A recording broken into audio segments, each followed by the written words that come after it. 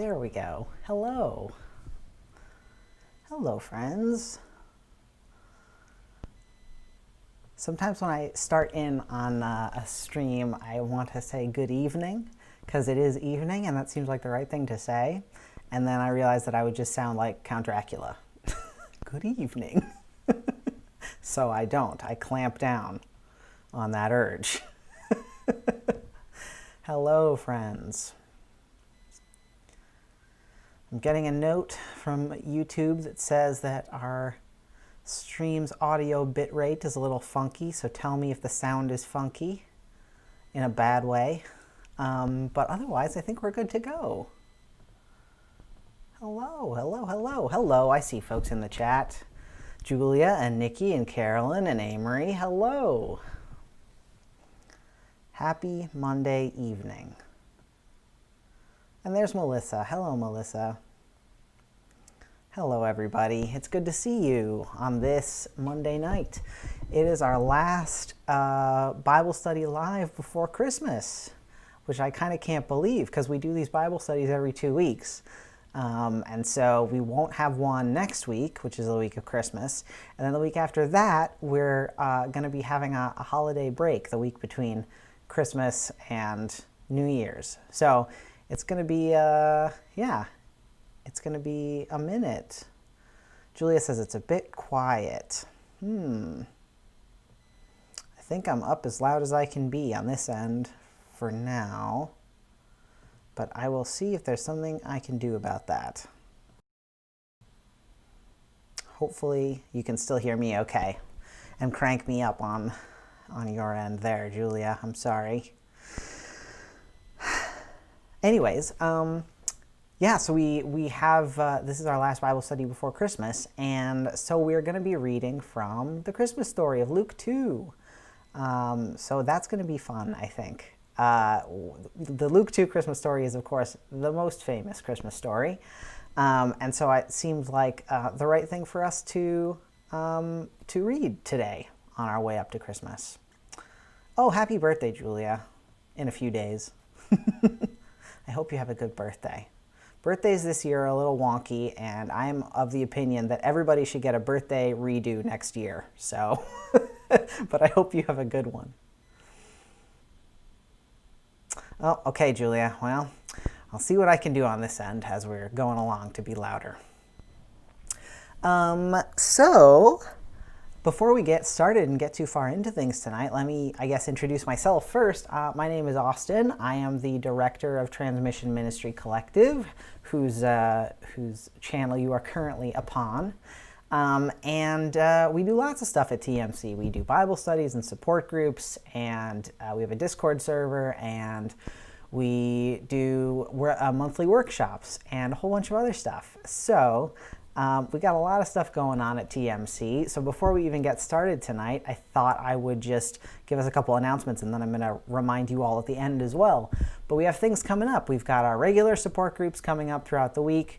We have next Monday, a week from tonight, we have our workshop on prayer and relearning prayer.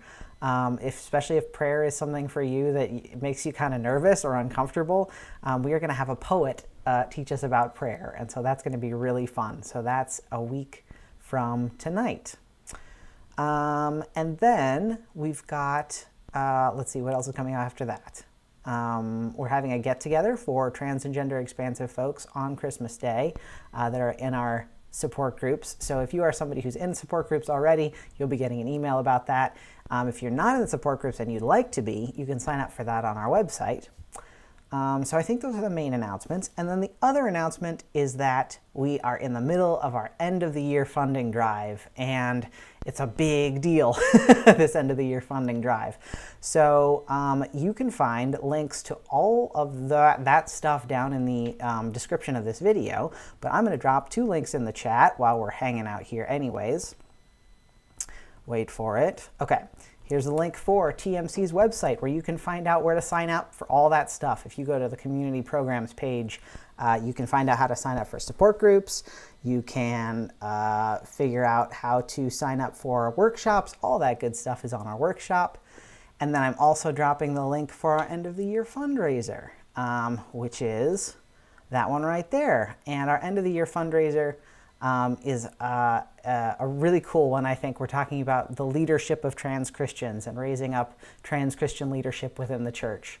So check out both of those links if you're interested. And that concludes our announcements. So let's actually get into the Bible study for the night.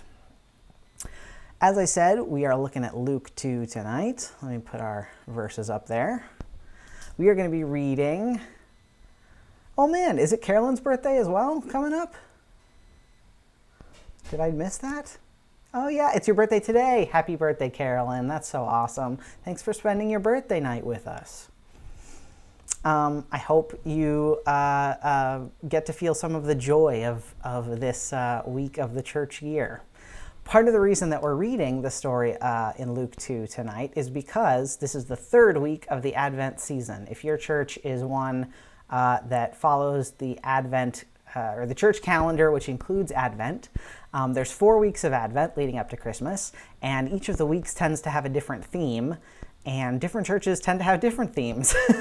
But the one theme we all agree on is that the third week of Advent, which is the one we're in now, is all about joy. That's the one we all agree on. It's really nice that when churches disagree on so many things, they can at least agree on the week of joy in Advent. So it's the week of joy and the week of shepherds and the story of the shepherds, because the angels are bringing tidings of great joy to the shepherds. So that's part of why we're reading tonight's text as well. So grab your Bible. If you don't have a Bible handy, that's also what the internet is for. I'm going to drop a link to Luke 2 in the chat as well, so you can always use that. I'm going to be reading, as per usual, from the New Revised Standard Version, which is the version of the Bible that my tradition tends to use. So the NRSV is what I'm reading, but you might be reading another version. We all, not all, I shouldn't say all, shouldn't make that generalization, but many of us have a favorite version of the Bible that we read. For me, I grew up reading the King James Version, and I don't really read it much anymore, but I do really love it for the Christmas story. I do love it for Luke 2, because that was what I memorized it in when I was a kid. So if we are reading this story tonight and you're like, oh man, remember that other translation? I really like that. We'd love to hear about it. If there's something that you're like, this way is better. We can argue about which way is better. So Luke chapter 2, verses 1 through 20. We are going to read this in 2 chunks. So we're going to read verses 1 through 7, and then we're going to read verses 8 through 20. So verses 1 through 7 are what we're going to read first tonight, and then we're going to ask some questions about it. So it goes like this. In those days, a decree went out from Emperor Augustus that all the world should be registered. This was the first registration and was taken while Quirinius was governor of Syria. All went to their own towns to be registered. Joseph also went from the town of Nazareth in Galilee to Judea, to the city of David called Bethlehem, because he was descended from the house and family of David. He went to be registered with Mary, to whom he was engaged and who was expecting a child. While they were there, the time came for her to deliver her child, and she gave birth to her firstborn son, and wrapped him in bands of cloth, and laid him in a manger, because there was no place for them in the inn. So that's our first part of the text tonight. And it's, one of the more famous texts. So my first question for you all is, as we're reading that little bit there, are there parts of that text that you have any that jump out to you as interesting, or that you like better in another version of the text? Or is there anything about these first 7 verses that you're like, ooh, I really like that part, or this is part I always remember, or something to that effect? Anything that jumps out to you is what I'm thinking. One thing that jumps out to me is that when I memorized these verses when I was a little kid, I memorized this first part of Luke 2. I think my parents watched the Charlie Brown Christmas a couple too many times and thought, wouldn't it be cute for a little kid to be able to recite the Christmas story? So I memorized Luke 2 when I was little, and I always remember that in the King James Version it says, Mary was great with child. And I always thought as a little kid that that was funny, to have somebody be great with child rather than Mary was expecting a child or Mary was pregnant. So that part always jumps out to me in my memory. So I wonder, are there any things that jump out to you about these first 7 verses?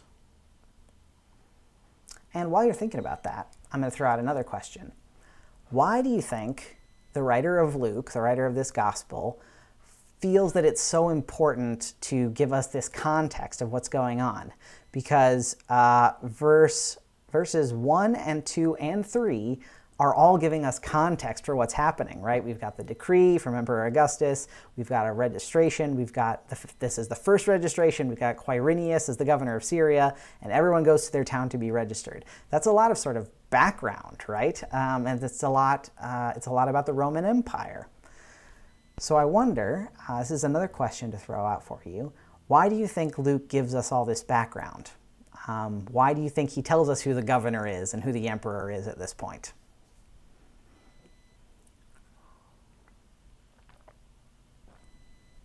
Oh, good. I'm glad that Amory liked my great with child moment. If you're wondering about the sort of historical part of this text, it's interesting because we've got some stuff that lines up with our extra biblical history sources and some that doesn't. So, for instance, we don't have much evidence that there was a registration or a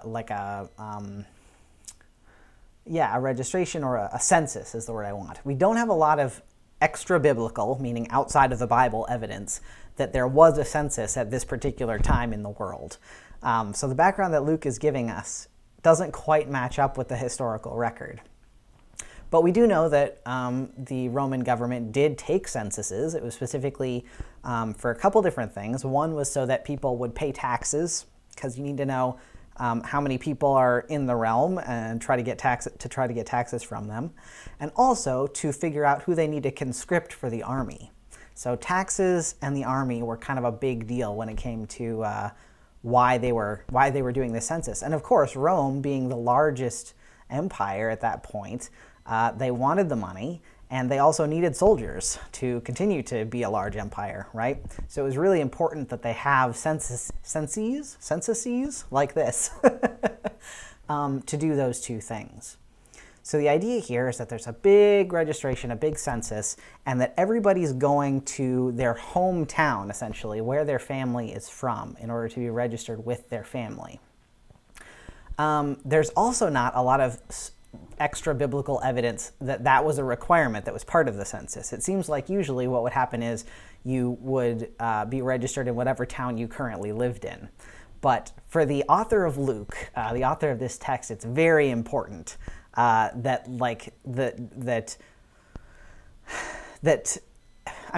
main thing that the author is trying to do here is connect Jesus and Jesus' birth to the town of Bethlehem, because that was the town where David lived and David was born. And of course, Jesus and the Messiah, being the son of David, he wants to make this connection he wants to make a strong connection here. Hi, Alex. Good to see you. Glad you're here. So we're looking at this text, right? And I wonder if you all have any thoughts about why we're getting all this background from Luke. I think I may be giving you a little bit of a hint while I've been talking here about the history and the background. And that is that the author of Luke really wants to connect Jesus' story to other biblical stories. There's a sort of, the author of Luke wants to be putting forward a lot of connections to other well-known stories, and there's some sort of subtext going on here about a couple of different characters. Amory says, Luke writes to a Gentile audience among Roman citizens. Right. So of the four Gospels, Matthew, Mark, Luke, and John, Luke is the one that seems to be writing mostly to a non-Jewish audience. And it's interesting because one of the reasons we think that is because there are so many times in Luke where the text says something like, and this is the way the Jews did things, or whatever. Like it's trying to explain it to people who are not Jewish, right? So yeah, we think that Luke was probably writing to a Gentile audience, and so perhaps it was really important that Luke sort of give them the Gentile context, right? They're living in Rome, they're living in under the Roman Empire, and so not in Rome, but under the Roman Empire. And so maybe it's important writing to that particular demographic to give a sense of like where this happened and when this happened and who was in charge.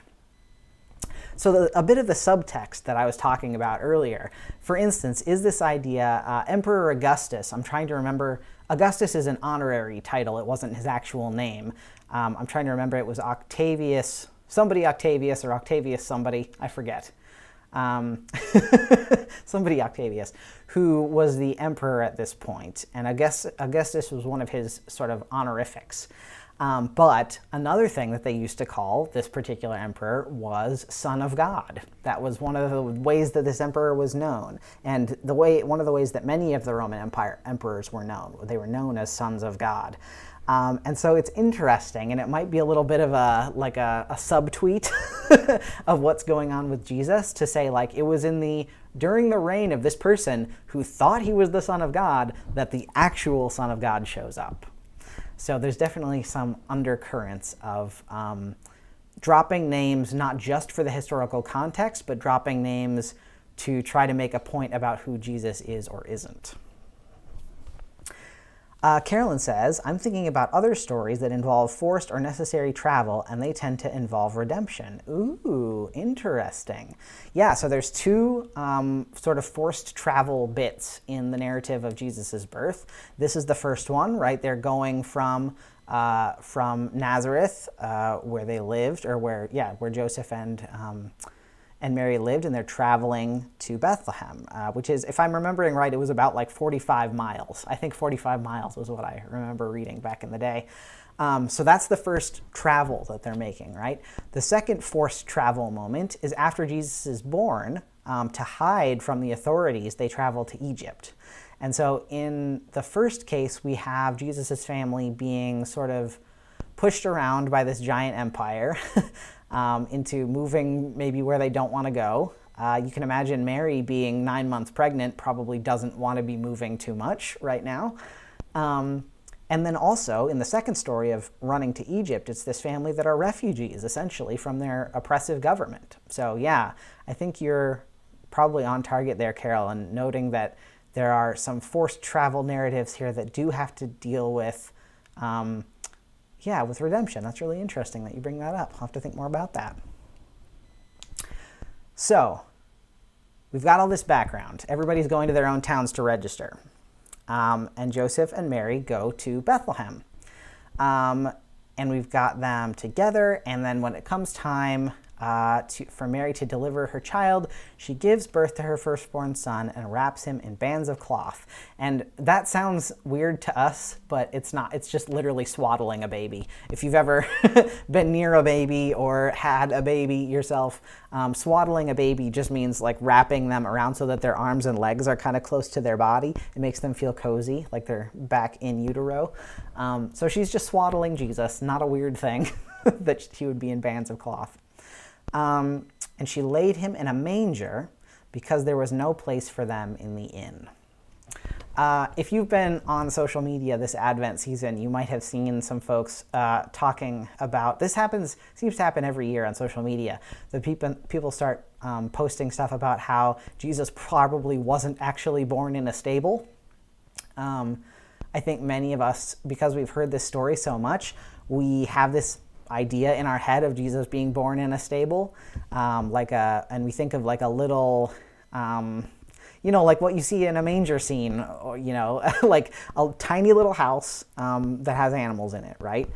That probably wasn't the case. All those stories that you're seeing on social media are probably right, that it probably wasn't that he was actually born in a stable. But there was apparently a manger there. So there were animals around, and there's a manger, in case you're not familiar, a manger is the thing that you fill with straw that the animals eat out of. So it's like a feeding trough for hay.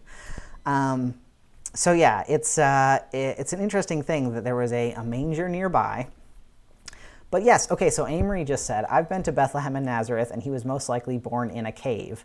Right, so one of the things that we think is possible is that this was a situation where there are caves in sort of that area, and sometimes people that were out with their animals, like shepherds, for instance, would stay in a cave with their animals, or the animals would be taking shelter in a cave.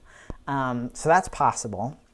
So wherever this place was, we don't really know, but it was in Bethlehem somewhere, and there were animals nearby because there was a manger.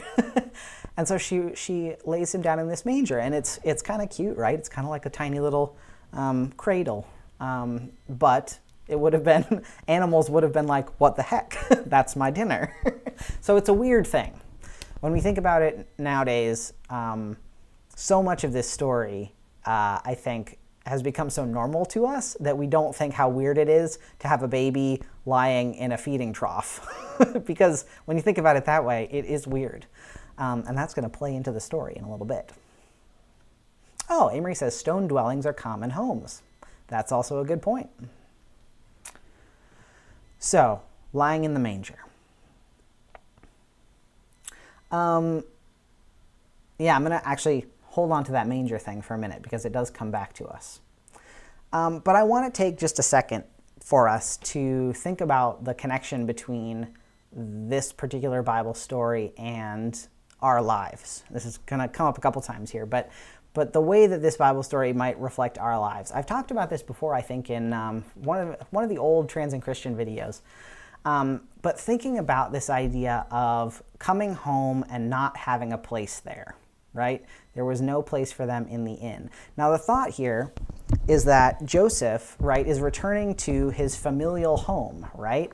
And either he would have still known, like he still would have had family members there, in which case you'd think he would have stayed with family members, or the family line is so far back that he doesn't know anybody there anymore, and that's why they're like trying to find an inn, right?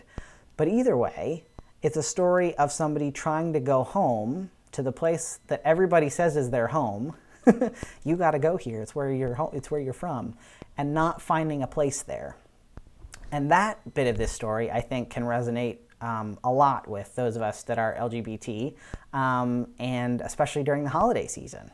Now, of course, this holiday season, travel is especially weird, and so many, many, many more of us are experiencing not being able to go home. In fact, I saw something recently about how straight cis people complaining about not being able to go home this year are just co-opting queer narratives, which kind of made me laugh. But like, so many of us have had an experience like this where we want to go home or we try to go home and then there's no place for us there. And I wonder what that connection to this story, how that connection might help us understand the feelings of what Mary and Joseph were going through at this point. Because obviously it wasn't for the same reason that we experience it, right? But like, we know, many of us know how that feels, to not have that place to go home to not have people who would welcome us in that place. So I've been thinking about the ways that maybe that connects for us. Oh, interesting. Amory says Francis of Assisi is the one who gave us the wooden barn imagery, a Western European interpretation. He also created the popular nativity scene that we think of. That's so interesting. I didn't know Francis of Assisi did that. Good Christian historical lesson there from Amory. So I wonder where, if you can like sort of put yourself in Mary and Joseph's shoes in this moment and think about the places where they find shelter. I have been thinking about this a little bit recently because I've been thinking about all of the queer and trans folks that maybe don't have family members to spend the holiday with, but that spend their holiday with their pets and are really comforted by their pets. And I was thinking about that as I was reading this story and thinking about Mary and Joseph being near animals at that point. And I wonder if the animals were a comfort or a hazard. Because you kind of, with my sort of adult brain, I think like that must have been kind of obnoxious being nearby the other animals. But maybe not. maybe it was a comfort to them in the same way that many of our pets are a comfort to us during the holidays. So anyway, random thoughts from Austin. Carolyn says, I'm skimming through the Oxford Bible Commentary, and the word for inn is the same word in Luke 22:11 that is used to describe the room in the Last Supper. The Last Supper was in, which I think is kind of cool. Totally. Okay, I'm going to skip ahead to our manger connection here. I think that Luke, the writer of this gospel, was probably doing that on purpose, Carolyn, that connection to the inn there. But the other thing is the manger itself. Many Christian theologians have looked at Jesus, the baby, being placed in the feeding trough of animals and connected that to the idea of Jesus being the bread of the world, right? Or the bread for communion, right? Jesus saying, connecting his body and bread and feeding, right? So this idea of Jesus being put in this manger as a sort of foreshadowing of this idea of Jesus as the bread of life and something that feeds us, and somebody, I should say, that feeds us. So yeah, there's definitely something there that Luke is trying to do with foreshadowing, for sure, and the Last Supper specifically. Caitlin says, I love how you put that. I never thought of that story reflecting not having a home to go to. It made me think of how much scarier facing the future is as well without that home base. Totally. They just became parents for the first time. What a transition.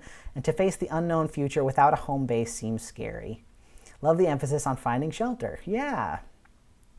Yeah, that that you're right. I kind of like the way that you put that becoming parents is a bit of a transition as well. Yeah, I think facing the future and not having a home is definitely a little bit what's going on here, because they do, of course, go back to Nazareth eventually and make a home there. But yeah, it's definitely a moment of rootlessness isn't quite the word I want, but of instability. To be unstable in your life at exactly the time when you're about to have a baby, very stressful, I can imagine. Alex says, Catholic here. For me, Mary OLG finally somehow interceded and my family accepted me being trans. Amazing. Aw, congrats, Alex. Oh, that's so great. Welcome, Caitlin. I'm glad you're here. So, we're thinking about no place for them in the inn and no place for them at this home. So, what's happening next? We suddenly get a cutscene in verse 8, and we are going to read verses 8 through 20. So again, keep an eye out for things that jump out to you, things that you find interesting, and let us know. Also, if there's a thing that jumps out to you and you're like, oh man, I like what you read, but I know this so much better in this other translation, that's always fun to know as well. So, verses 8 through 20. In that region there were shepherds living in the fields, keeping watch over their flock by night. Then an angel of the Lord stood before them, and the glory of the Lord shone round about them, and they were terrified. But the angel said to them, Do not be afraid, for see, I am bringing you good news of great joy for all the people. To you is born this day in the city of David a Savior, who is the Messiah, the Lord. This will be a sign for you. You will find a child wrapped in bands of cloth and lying in a manger. And suddenly there was with the angel a multitude of the heavenly host, praising God and saying, Glory to God in the highest, and on earth peace among those whom he favors. When the angels had left them and gone into heaven, the shepherds said to one another, Let us go now to Bethlehem and see this thing that has taken place, which the Lord has made known to us. So they went with haste and found Mary and Joseph and the child lying in the manger. When they saw this, they made known what had been told them about this child, and all who heard it were amazed at what the shepherds told them. But Mary treasured all these words and pondered them in her heart. The shepherds returned, glorifying and praising God for all they had heard and seen, as it had been told to them. So we get this beautiful second part of the main Christmas story. Anything that jumped out to you, or any translational differences that you found that you like, dislike?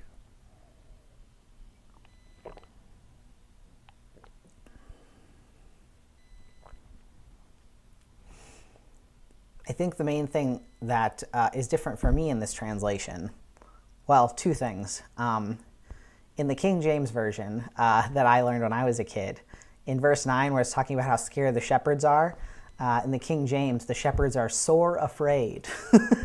And I always loved that, the idea that you're like so scared that it hurts. You're sore afraid.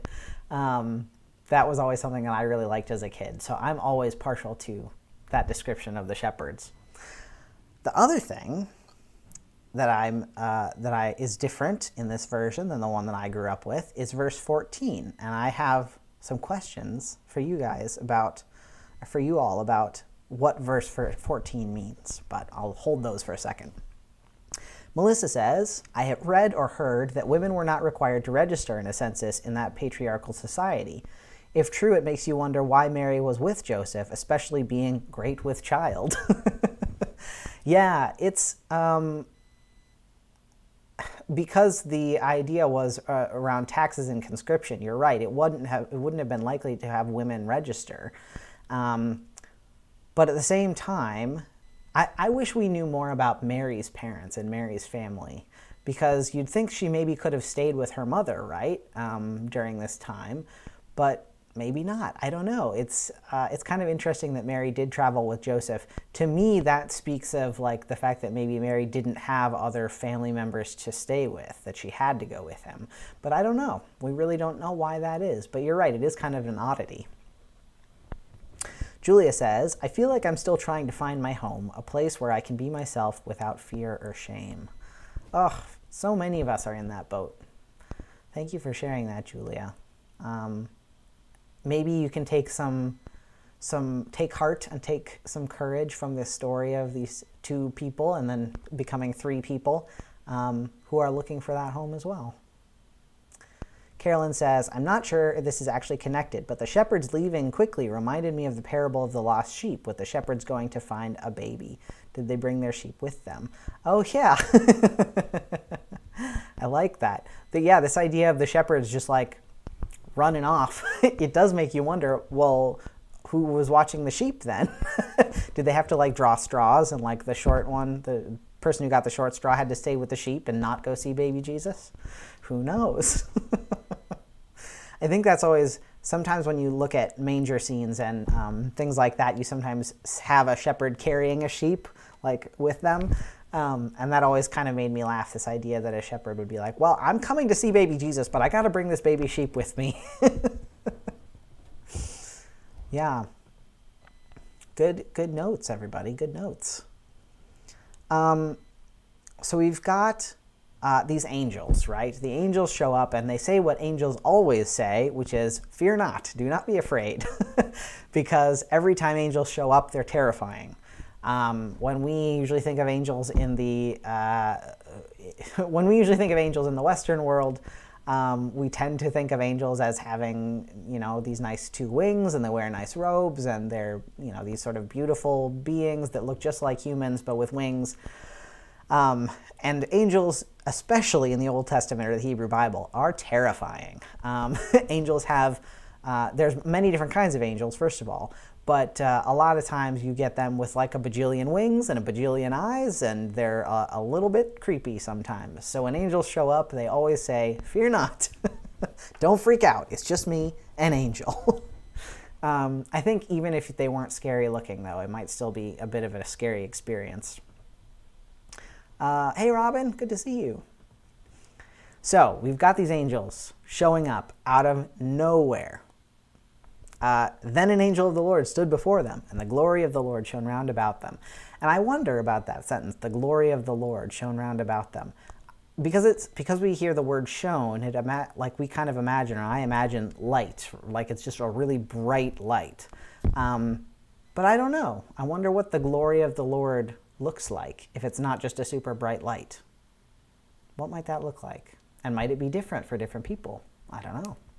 But the angel says, fear not, for I am bringing you good news of great joy for all people.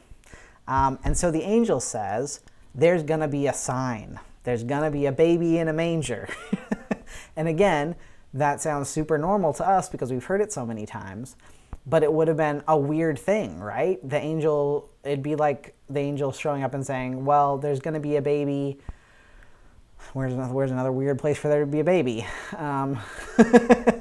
There's going to be a baby in the branches of that tree over there, right? Like, that's going to be your sign. Like, the angels are trying to give the shepherds something to go on so that when they see the thing, they'll know it's real. And so there's a question that we might ask about, like, why, or if God the Father, God the Creator, God the Parent, if God allowed for Jesus to be born in this unusual place so that other people would have that proof.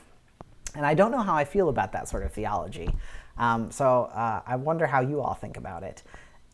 Did God kind of go, you know what, it's going to be okay if there's no room at the inn, because then there will be proof for other people that they can come and see this weird thing? Did Jesus have to be born in a weird place? I don't know. Thinking about it that way, it makes sense, but it does make things really hard on poor Mary and Joseph.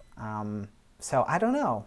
I wonder that's possible. Another way to think about that is that there just was no room regardless, and so Jesus was born in a weird place and put in a manger, and God is making the best of that by saying, well, it's not ideal, but now we can use this for proof for the shepherds, right?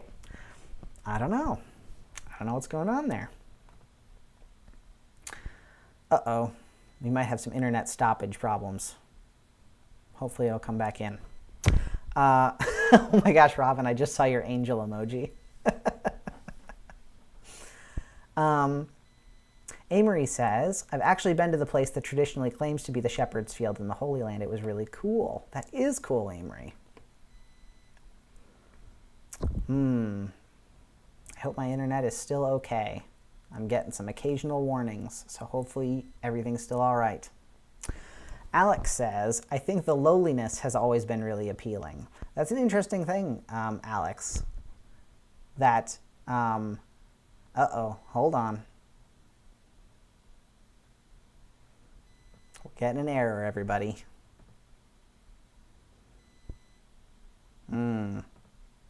Well, the stream should come back up here in a second, so bear with me. Bear with my terrible internet. But Alex, I think you're right. The idea of lowliness, of the idea of Jesus being born among, in a place that doesn't have a lot of resources, right? If Jesus would have been born in a palace, that would have set an entirely different tone for his whole life, right? Jesus is born among, people who don't have a lot, and in a place where he doesn't have his own spot. And I think that's definitely important to the sort of trajectory of the rest of Jesus's life. Yeah, Julia says, I think an inn would be weird. She would be giving birth around people. Yeah, so that's another way that people have read this text in the past, is that it wasn't necessarily that there was no room for anybody to sleep. It was just that there wasn't anywhere to be private for her to, like, give birth in a private place. And so maybe that's why they were in the place where the animals were, is because they were just like, we're going to go have the baby in private and then go find a place to sleep. So that's possible as well. Robin says, I think the location was important because it flipped the birth narratives on their head. You have the God of all the universe being born in a barn. Yeah. Yep, I know. It definitely says something about what Jesus' life is going to look like. So, thinking about these angels who are showing up to these shepherds. First of all, here's the big question of the night. Why are angels showing up to shepherds? And I wonder if you have any thoughts about that. Why are angels showing up to shepherds? Because traditionally, shepherds were not rich, they were not powerful. They did, of course, have sort of mythological connections, but I wonder what you think about that.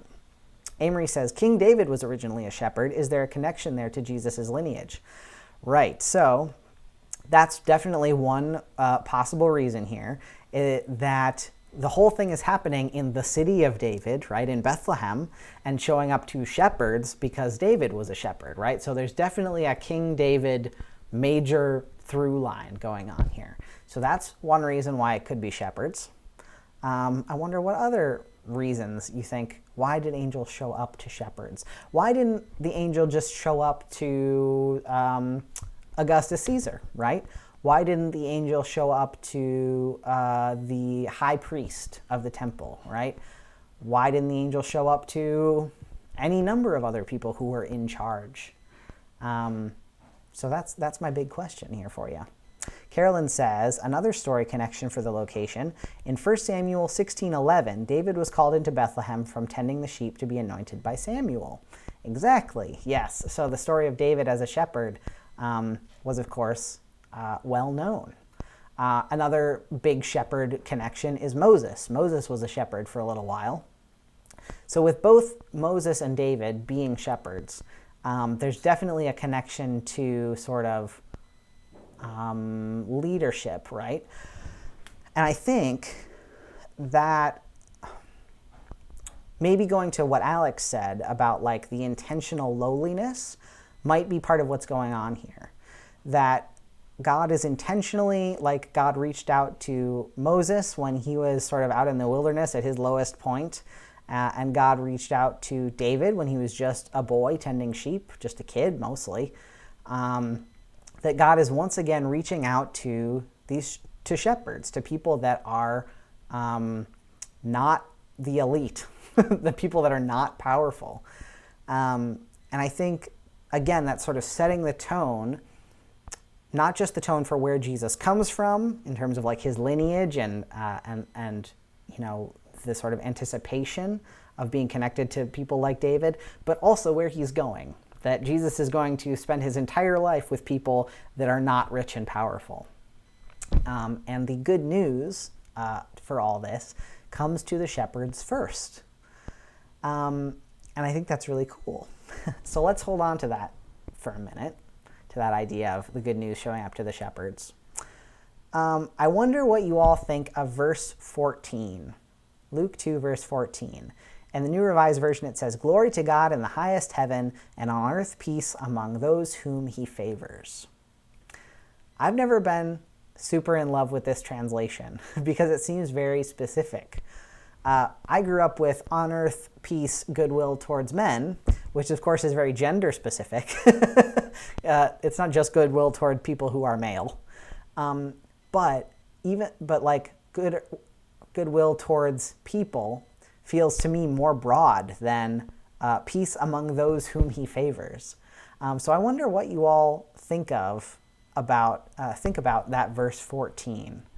Is this good news for everybody, or is this good news for just a small group of people? So who is this good news for, is the question I want to ask you.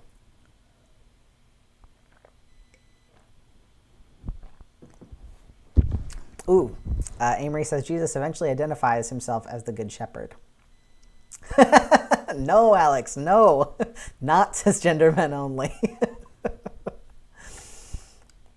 Who is this good news for if it's not just for cisgender men? This is a question we have for you. Robin says, God did technically reach out to the wise men, and by extension Herod, but Herod wanted to kill him. So again, it's a reversal of who God proclaims to first. Yes, Robin, that was kind of where I was trying to get with some of those questions. The idea that God could have reached out to people with power and influence, but when God does nearly do that, it's dangerous. And so I think one of the reasons that maybe God didn't reach out to people who are more powerful is because those people would be dangerous to a baby if they didn't like the baby. So yeah, I wanted to bring that up, the idea that like the people who are in power are not always the people to go to first, especially if you've got somebody who is going to be proclaimed a leader of anything. Robin says, doesn't God technically favor everyone? That's a really good way of putting it. I don't know if I can answer that as a question, but I love the concept there, that maybe God favors everyone, and so on earth, goodwill towards everyone. Melissa says, peace in the NIV, it's peace to those on whom his favor rests. I like that one. Amory points out that the Greek word is anthropos, not aner for males. So anthropos is generally used in the Greek in the same way that men sometimes is used for everybody. Anthropos is sometimes used for people of all genders as well. So yeah, that really is what it's getting across, but I wonder if it's specific people or all people. Julia says, I think it means everyone. Carolyn says that the CEB, Common English Bible, says, glory to God in heaven and on earth peace among those whom he favors.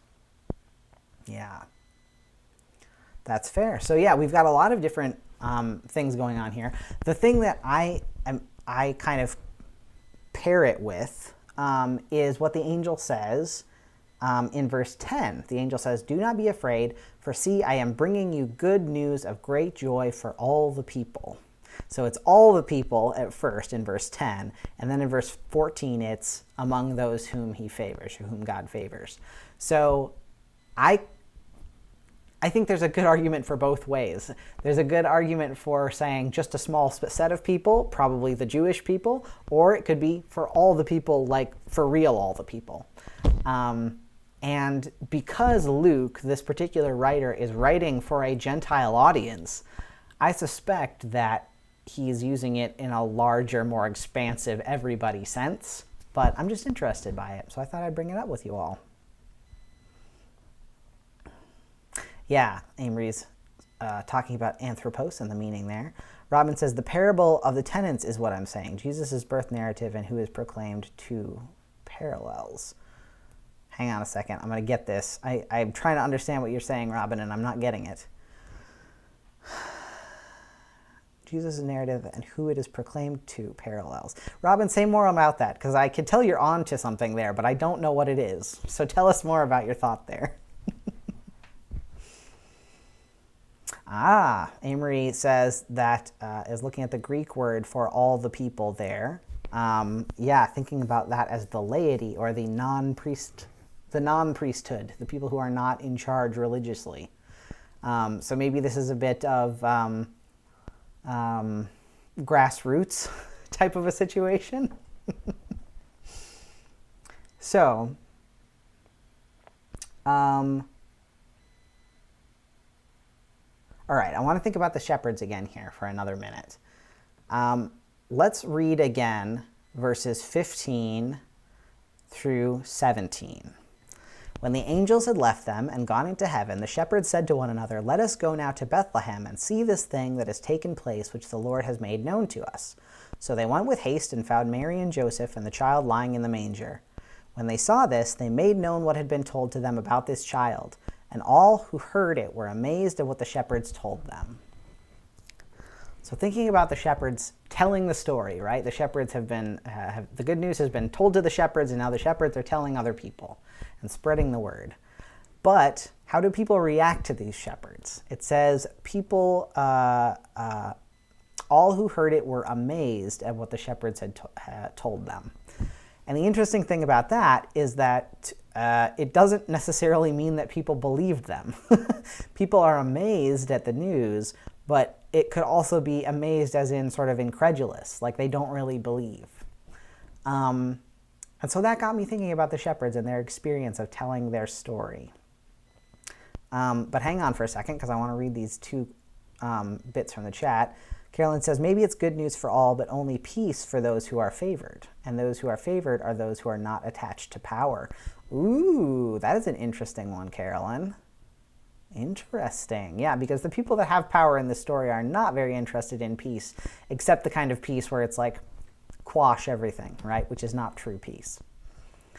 Robin says, the tenants try to kill those who collect from the owner and eventually the son. The parallels to whom God proclaims to first, because those who are running things want to take the property. God doesn't go to the leaders because they would want to try to take the world for themselves by getting rid of Jesus. Oh, I see what you're saying there, Robin. Yeah, so the idea is like, yeah,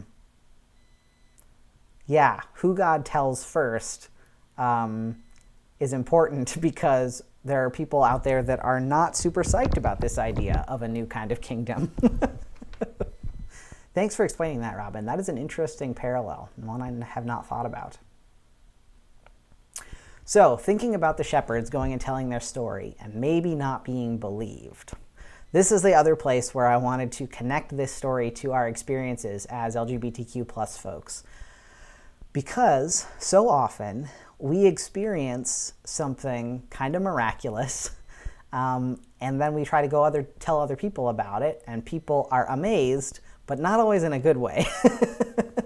So for instance, I know that many of you, like we've talked in our community quite a bit, about our experiences of feeling like we have had an interaction with God where God has sort of said, like, I know you and I love you for who you are, right? Where you feel a sense of peace about who you are in terms of your orientation or your gender. There are many of us that even feel like we sort of received our names from God, that there's this sense of like we have a relationship with God and God has told us something about ourselves or affirmed something about us. And so then we have this amazing sense of joy, right? We get to this point where we're like, I finally accepted myself. I finally like feel okay. I'm finally pulling all these threads together. And then we try to go tell somebody else, and sometimes it's a bit of a coin toss whether amazed means happy and excited amazed or I don't believe you, incredulous amazed. And so I feel like this is a moment of connection for us and the shepherds, that sometimes something really awesome happens to you, or sometimes something that's really scary happens to you, right? Like this was a scary thing for the shepherds to begin with, and then it was exciting. So it went from scary to exciting. And for many of us, I think that might have been our experience too, of going from being sore afraid about who we are and what that means for us, and then coming to some wonder about it, and then being excited and telling other people about it. And I feel like the shepherds maybe understand that a little bit for us and with us. So Julia says, Christians told me that feeling came from the devil. That's part of what's so hard about this, is that the people that we go tell sometimes are like, sure, that's amazing, but it's amazing in the wrong way. It's amazing in that you shouldn't be listening to it. That's not a voice you should be listening to, right? Even if you have had this amazing experience of feeling connection with God and feeling favored by God, it's tough because people don't always believe us and they don't always get it. Amory says, are we among the favored ones?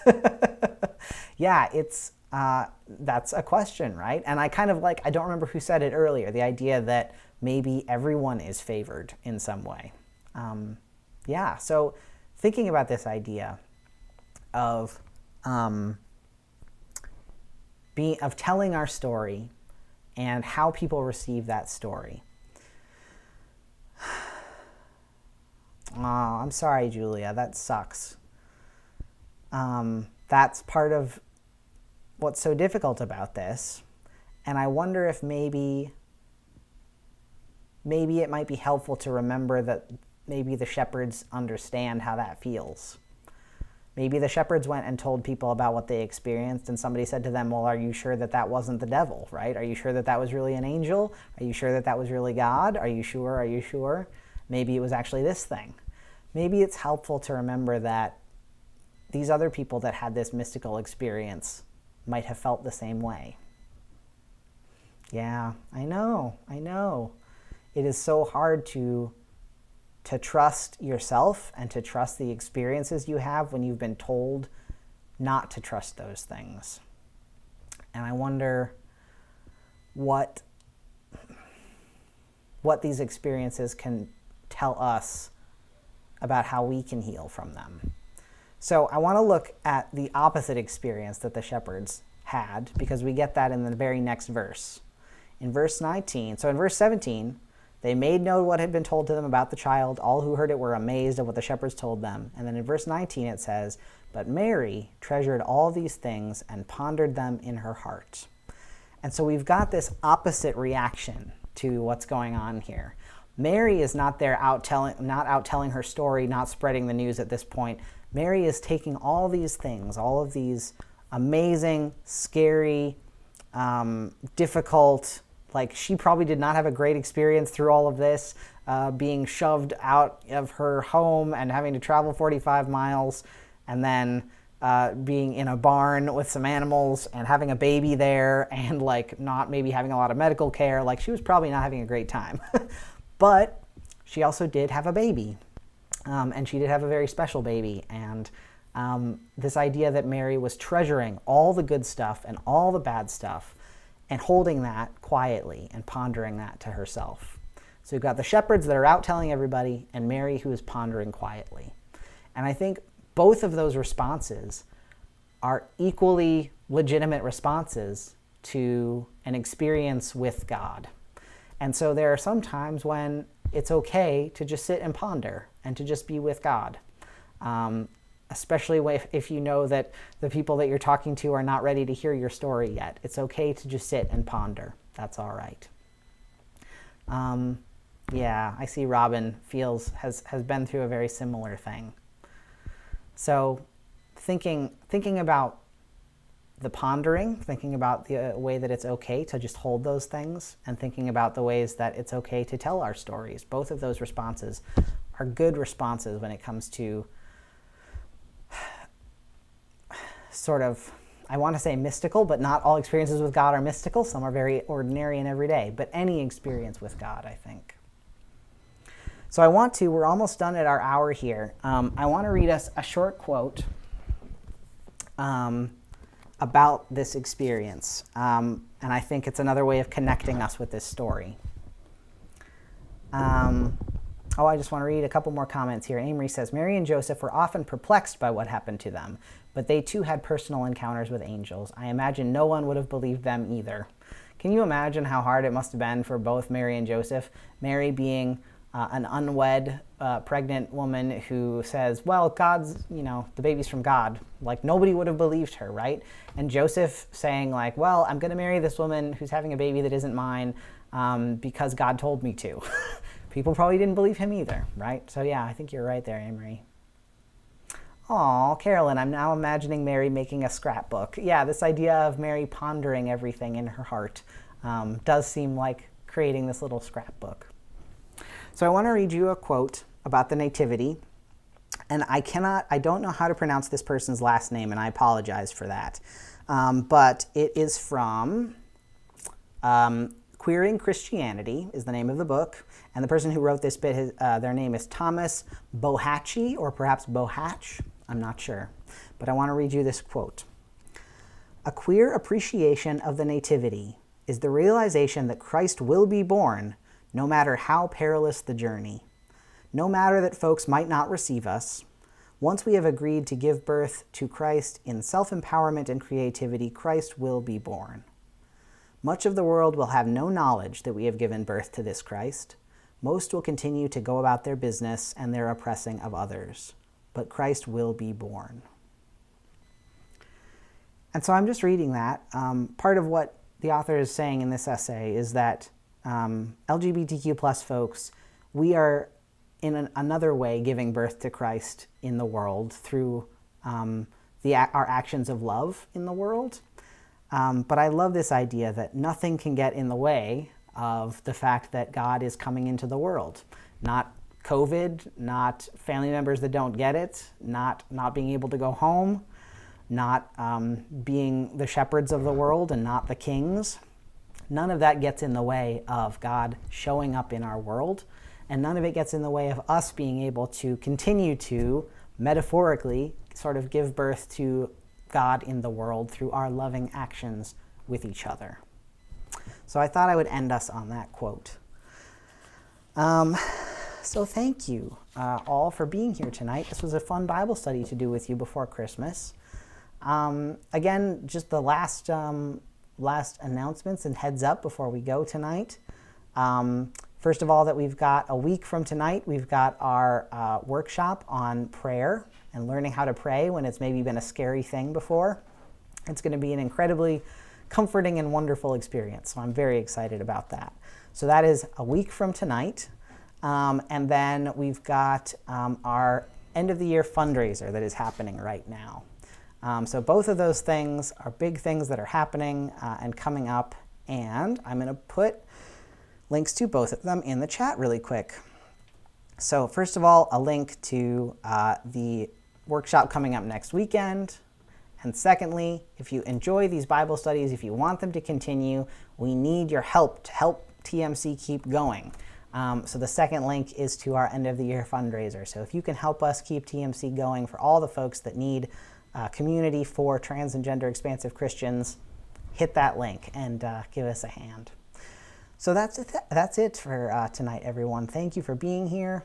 Again, there will be no Bible study happening on the 28th because that's our Christmas break, but there will be many other things going on. So keep an eye out on TMC's social media and the website and the Discord and your email. So we'll see you soon. I hope you have a wonderful Christmas. And yeah, know that nothing can stop God showing up. So keep an eye out. Thanks, everyone. We'll see you again soon.